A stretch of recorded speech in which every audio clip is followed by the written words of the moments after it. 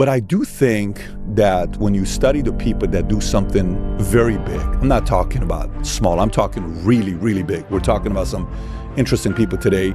You and I have somebody we both respect a lot, Robert Greene. His books, I'm sure you love his books. I love his books. 33 Strategies of War. I couldn't put it down for 2 years straight. I listened to that book every day in my car, straight, every day. It was on repeat for 2 years straight. Why though? Because I innocently got into sales, and I had a good time in sales and business after I got out of the military.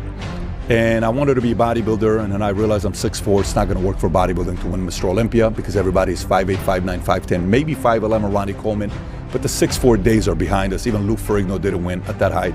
Arnold did. And then when I got into sales, and everybody was a fan, then I started competing, still a little bit of fan, but when I started the insurance company and then I started growing market share, really, then a lot of those people that were fans then started undermining. And I said, got it. This is how it works. You can't be this naive. You can't be this innocent. Competition's out there. If you want to kind of go out there and take market share from others and you want to get bigger, you can't expect for people to sit there and like everything you're doing. I think, one time a friend of mine and I, Arash, were in Italy, and I rented this place in Tuscany, Italy. This is like 10 years ago. And we're staying there, and Arash and I, when we're together, we like to debate. And we debate about anything. It doesn't matter what the topic is, anything, okay?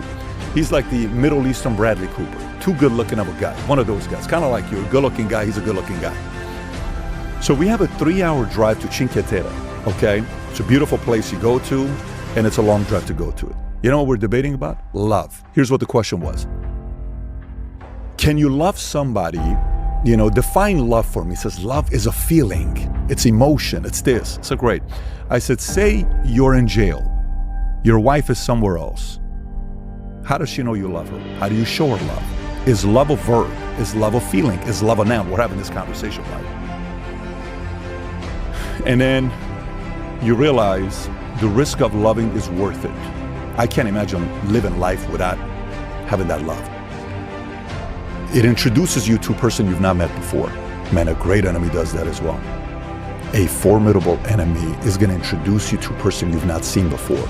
By the way, could be ugly, could be scary, could be, oh my God, who is this person? Why are you acting like this? Why are you thinking like this?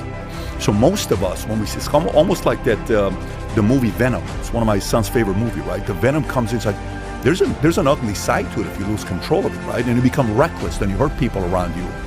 Then you're actually not good for yourself. You're destroying your own life. That's why the key word is what? Choose your enemies wisely. It's not have an enemy, it's choose your enemies wisely. If I choose the right enemy, and then I have this relationship with this enemy, sometimes it's a 1-month enemy. It could be a 1-week enemy. It could be a 1-day enemy. It could be a lifelong enemy because it's yourself, because that's a permanent enemy. And just like a love affair, there is an affair with this enemy. It's actually a beautiful thing.